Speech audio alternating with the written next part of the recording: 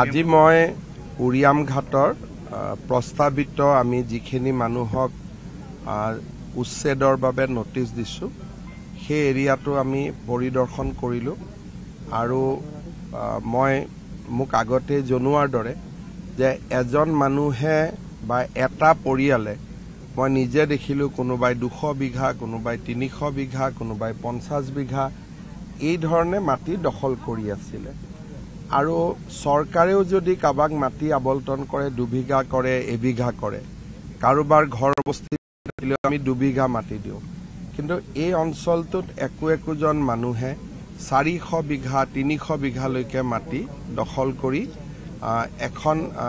ইয়াক গোটেইটো এটা ইকনমিক সেন্টাৰলৈ ৰূপান্তৰ কৰিছিল স্বাভাৱিকতে এই ক্ষেত্ৰত চৰকাৰে নীৰৱে থাকিব নোৱাৰে চৰকাৰে বিহিত ব্যৱস্থা লবই লাগিব আৰু আমি ৰাইজকো বিচাৰিম যে আপোনালোকে সহযোগিতা কৰক আৰু সকলোৰে সহযোগিতাৰ মাজেৰে আমি অঞ্চলটোক ৰক্ষা কৰাৰ ব্যৱস্থা লব লাগে মই উচ্ছেদলৈকে যাব খোজা নাই কাৰণ মানুহখিনিয়ে সহযোগিতাও কৰিছে সকলোৰে নিজৰ ঘৰ মাটি বিভিন্ন জায়গাত আছেই আৰু যিখন মই লিষ্ট দেখা পাইছো ইয়াতে এই অঞ্চলত মানুহ অকল যে অসমৰ পৰা আহিছিল এনেকুৱা নহয়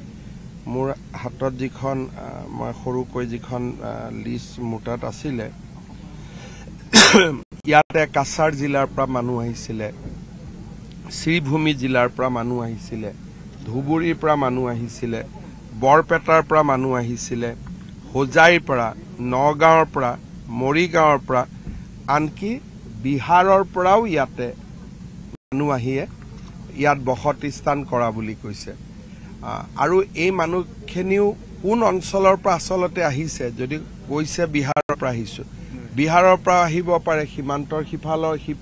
সীমান্তৰ সিপাৰৰ পৰাও আহিব পাৰে গতিকে আমি মানুহখিনি নাম এড্ৰেছো লম আৰু সংশ্লিষ্ট জিলাসমূহকো আমি জনাই দিম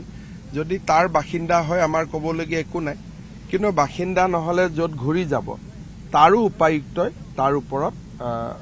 অনুসন্ধান কৰিব পাৰিব যদি স্থায়ী বাসিন্দা নহয় যদি স্থায়ী বাসিন্দা হয় আমাৰ ক'বলগীয়া একো কথা নাই নেঘেৰি বিলৰ প্ৰসংগটো কি হ'ব নেঘেৰি বিলত নটিচটো আজি গ'ল আজি নটিচ সাৰ্ভ হৈছে নেঘেৰি বিলৰ পৰাও যাব নিজে নিজে উঠি যাব যদি নাযায় তে উচ্ছেদ কৰিব মইতো ভাবো নিজে যাব মোৰ মনত বিশ্বাস আছে যে আপোনালোকে 2-3 দিন পিছত ইয়াতো কাকো নেদেখিব অলৰেডি মানুহ নাই আৰু নেঘেৰি বিলৰ পৰাও মই বিশ্বাস কৰো যে নিজে নিজে যাবগৈ উৰিয়াম ঘাটক তেওঁলোকে এটা ক্ৰাইম সেন্টাৰ হিচাপে ইয়াতে ৰাইজে বহুত ৰাইজে মোক কৈছে ইয়াত ড্ৰাগছ পোৱা আৰম্ভ কৰিছিলে চুৰি মটৰ চাইকেল চুৰি মাৰানষ্ট ইয়াত বহুত নিগেটিভ এটা অঞ্চললৈ ৰূপান্তৰ হৈছিল এতিয়া এই অঞ্চলটোক আপোনালোক সকলোৱে মিলি এটা পজিটিভ কৰিব পাৰিব আৰু আমি চাওঁ যে যিমান হিল বালি আছে ফৰেষ্ট ডিপাৰ্টমেন্টৰ নিয়মত যাতে স্থানীয় লৰাই ব্যৱসায় কৰিব পাৰে তাৰ কাৰণে আমি ব্যৱস্থা কৰি দিম যাতে কোনো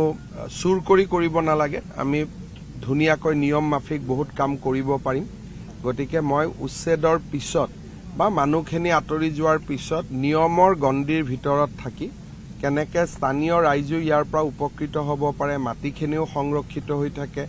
ফৰেষ্ট ডিপাৰ্টমেন্টেও যাতে প্লান্টেশন কৰিব পাৰে গোটেইখিনিৰ ব্যৱস্থা মই কৰি দিম কাৰ নেতৃত্বত এই মানুহখিনি ইয়ালৈ আহিছিল এতিয়া সংৰক্ষিত ভূমিত তেওঁলোক বহিছে এইবিলাক 2-এজনক আমি এৰেষ্টটো কৰিছো যোৱাকালিৰ পৰা আৰু এই গোটেই ঘটনাবিলাক আমাৰ বিভাগ বিশেষকৈ ডিসি আৰু এসপিয়ে লাহে লাহে চাই থাকিব কিন্তু বৰ্তমান আমাৰ প্ৰায়োৰিটি আছে জায়গাটো যাতে খালি হৈ যায় বহুত জায়গাত আছে এইকেইদিন হোৱাটছআপ ফেচবুকত আপোনালোকে বহুত জায়গাৰ নাম দেখা পাই আছে ৰাইজে ফেচবুক কৰি আছে ৰাইজে হোৱাটছআপ কৰি আছে মই খালি এটাই আবেদন জনাম যে আমাৰ ইমান দল সংগঠন আৰু আমাৰ নামঘৰ অনুষ্ঠান ইমান আছে সকলোৱে এটা কথা লক্ষ্য ৰাখিব লাগে যে প্ৰথম 2 ঘৰ আহে তাৰ পিছত 10 ঘৰ হয় 2 ঘৰ আহোঁতে স্থানীয় ৰাইজে বাধা দিব লাগে আজি ধৰক মই এতিয়া যিমান ডাঙৰ লিষ্ট পাইছো যে মই গোটেই জীৱনটো মুখ্যমন্ত্ৰী হৈ থাকিলেও ইমান খালি কৰিব পাৰিম নে নাই মোৰ ডাউট হৈ গৈছে কাৰণ মইও নাজানিছিলো যে অসমত ইমান মাটি বেদখল হৈ আছে এতিয়া ফেচবুক খুলিলেই মামা আমাৰ ইয়াতো আছে মুখ্যমন্ত্ৰী মহোদয় আমাৰ ইয়াতো আছে কালি মাৰ্ঘেৰিটাৰ MLA কৈছে যে মাৰ্ঘেৰিটাত বহুত মানুহ সোমাই গৈছে গতিকে গোটেই ডেমোগ্ৰাফিটো এটা পৰিৱৰ্তন হ'বৰ কাৰণে গৈ আছে ঠিক আছে যিখিনি সোমালে তাক চৰকাৰে আৰু যাতে নতুন মানুহ কোনো জায়গাত সোমাব নোৱাৰে তাৰ কাৰণে স্থানীয় ৰাইজ সচেতন হ'ব লাগিব মইতো আজি আছো কালি নাই গতিকে ৰাইজে এইটো দায়িত্ব পালন কৰিব লাগিব যে নতুন যদি কোনোবা মানুহ সোমায় স্যাৰ নগাঁৱৰ সামগ্ৰীৰ পৰা বহুত মানুহ আহিছে বিভিন্ন কিন্তু নগাঁও সামগ্ৰী বেদখলৰ আমি বাতৰি কৰিছে এইকেইদিন সামগ্ৰী সত্ৰ মাটি বহু বেদখল হৈ আছে আমাৰ লক্ষ্য হ'ল যে VGR PGR ফৰেষ্ট সত্ৰ নামঘৰ এইবিলাকৰ মাটি যেনেকে দখল কৰি আছে সেইবিলাক আমি পৰ্যায়ক্ৰমে কৰি গৈ থাকিম এতিয়ালৈকে যদি এইটো ভালে ভালে হৈ যায় এই এভিকশ্যনটো তেতিয়ালে আমি এভিকশ্যন কৰা মাটিৰ সংখ্যা প্ৰায় 1.5 লাখ বিঘা হ'ব আগতটো কেতিয়াও চিন্তাও কৰিব পৰা হোৱা নাছিল লাহে লাহে আমি আৰু আগুৱাই গৈ থাকিম খালি মই এনেকুৱা এটা ধাৰণা দিব খোজা নাই যে অসমত খালি এটা উচ্ছেদে চলিব কাৰণ তেতিয়া কি হয় কোৰ্টেও ভাবিব যে এওঁলোকৰ কি হৈছে গতিকে এটা পদ্ধতিগতভাৱে প্ৰণালীবদ্ধভাৱে কামবোৰ কৰিম আমি আগতেও আবেগত বহুত কাম হাতত লৈ আমি হাৰি গৈছো সেইকাৰণে মই প্ৰণালীবদ্ধভাৱে এবাৰ এটাৰ পিছত এটাকৈ ধুনীয়াকৈ কৰি গৈ থাকিম